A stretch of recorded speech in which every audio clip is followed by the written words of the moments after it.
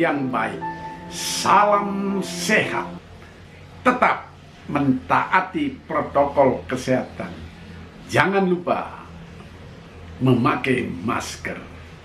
Pandemi COVID-19 kian mengganas saat ini. Jangan sampai ketularan dan jangan menularkan. Kita berjumpa kembali dalam pembacaan Cari Angin, rubrik khas di koran Tempo yang terbit setiap hari Minggu. Saya bacakan kali ini dengan sedikit penjelasan. Oke? Ini terbitan hari Minggu 27 Juni 2021. Judulnya 3 Periode. Saya mulai. 3 periode. Ada berita yang mengenaskan. Kita mungkin akan kalah melawan COVID-19. Rumah sakit sudah penuh di mana-mana, terutama di Pulau Jawa. Pasien antre untuk mendapat pertolongan. Ada yang mondar-mandir mencari rumah sakit dan akhirnya ditangani di mobil pick-up yang terbuka. Sementara itu, yang positif COVID-19 terus bertambah dan rekor baru terus terjadi sepanjang wabah ini setelah 1,5 tahun berlalu. Sementara di negeri lain orang sudah rame-rame menonton bola di stadion, bahkan tanpa memakai masker. Kita di sini tetap dianjurkan untuk diam di rumah, bekerja dari rumah.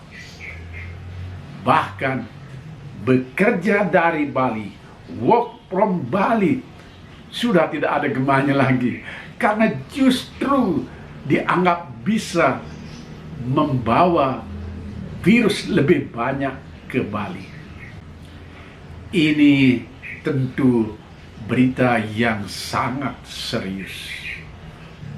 Namun ada berita lain yang mengherankan di luar pandemi.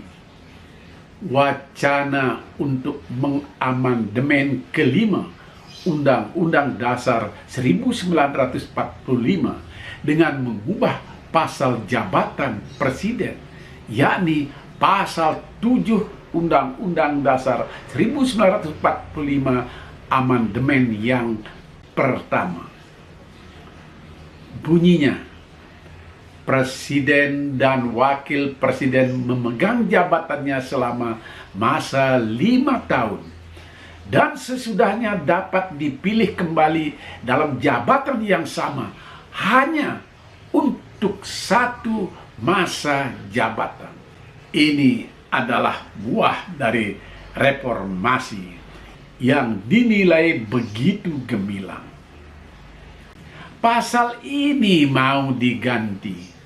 Kira-kira begini bunyinya.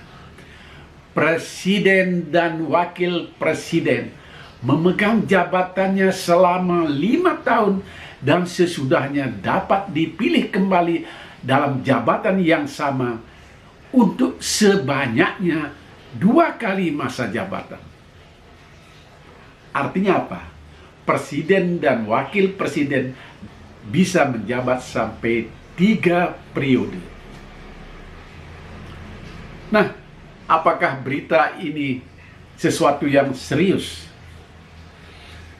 Ternyata Presiden Joko Widodo menganggapnya serius. Dan tentu banyak orang juga menganggapnya ini wacana yang serius. Karena itu Bapak Jokowi langsung menolak. Beliau menyebutkan para pengusul itu punya motif tertentu. 1, ingin menampar muka saya. Yang kedua, ingin mencari muka. Padahal saya sudah punya muka. Yang ketiga, ingin menjerumuskan Begitu kata presiden kita. Ini sebenarnya ucapan Presiden Jokowi yang sudah lama ketika isu itu bergulir. Dan sekarang diulang-ulang oleh pihak istana, terutama oleh Pak Fajrul Rahman, juru bicara presiden.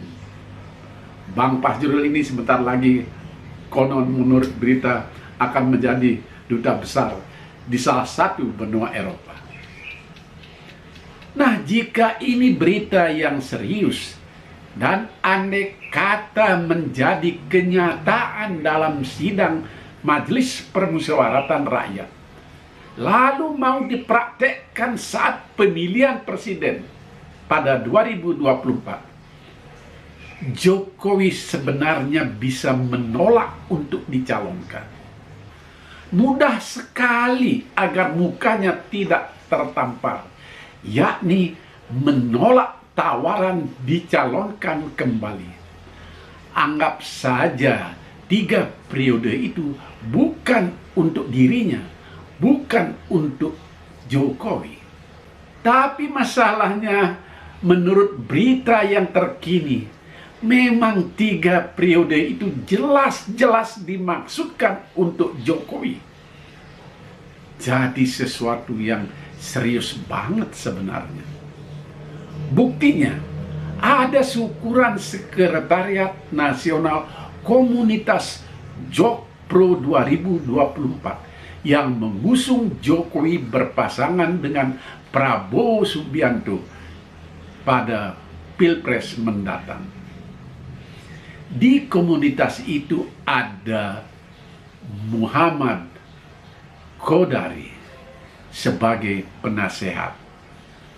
Selama ini orang tahu Kodari sering menjadi sumber di berbagai media, terutama di televisi, dan pendapatnya selalu serius.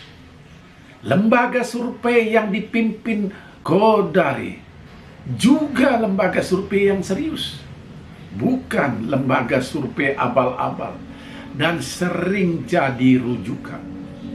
Tidak mungkinlah rasanya Kodari bercanda, atau Kodari mau melempar isu untuk menutupi besarnya utang negara seperti yang dilansir Badan Pemeriksa Keuangan. Jangan terlalu curiga berlebihan, apalagi mengusulkan tangkap Kodari. Jangan.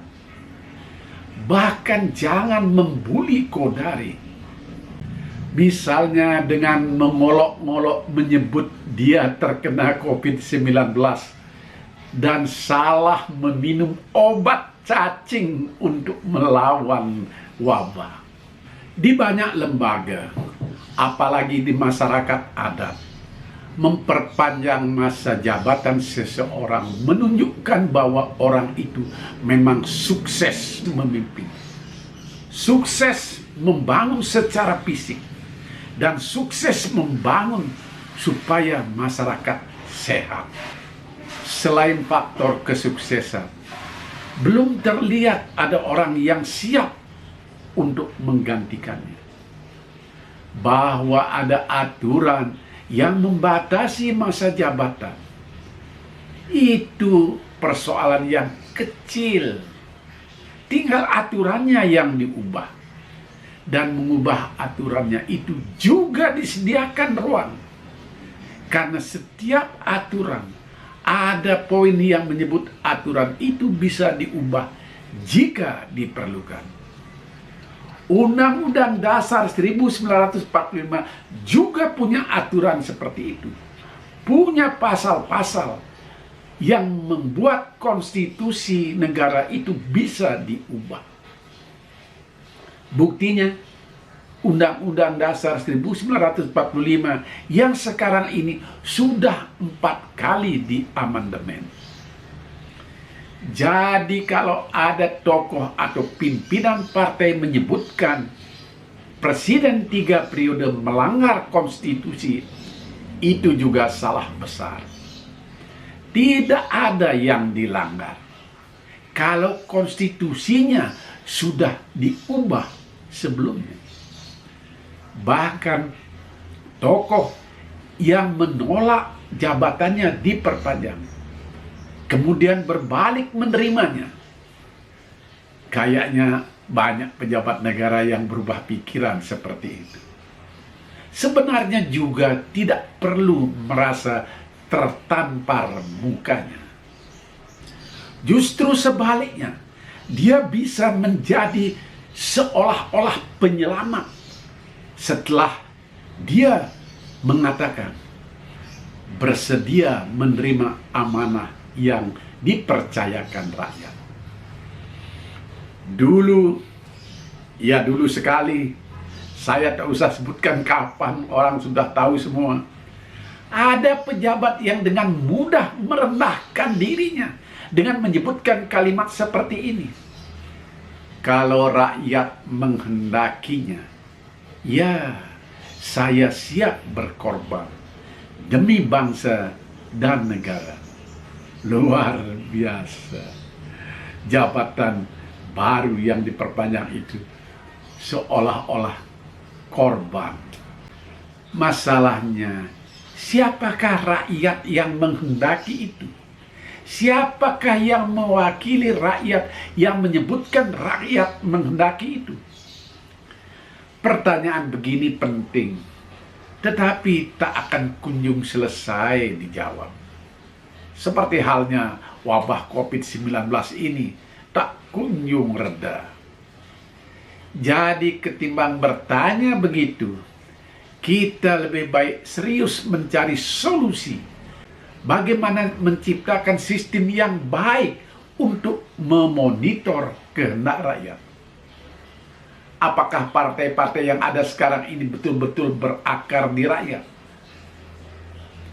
Sebelum ketemu sistem yang pas untuk menyerap suara rakyat itu, kita tidak perlu bertanya atau mempersoalkan apakah Jokowi berhasil memajukan negeri ini sehingga perlu diciptakan aturan khusus menjabat 3 periode.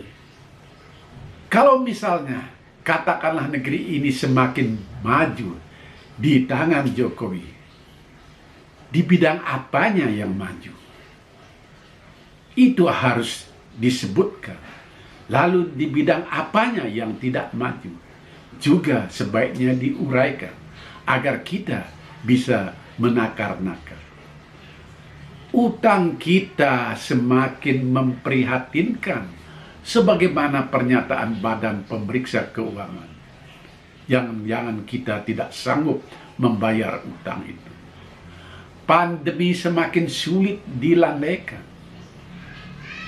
Jadi sekali lagi kita harus cermat menghitung itu dulu, sehingga ada alasan apakah Jokowi memang perlu diperpanjang masa jabatannya. Tapi kalau itu diperdebatkan sekarang, sementara sistemnya belum pas benar, dan kita juga masih disibukkan oleh pandemi yang kian mengganas ini, ya ini hanya bikin heboh saja. Demikian sahabat yang baik, cari angin kali ini. Jangan lupa like, share, dan subscribe channel saya ini. Sampai jumpa, dan ingat selalu memakai masker.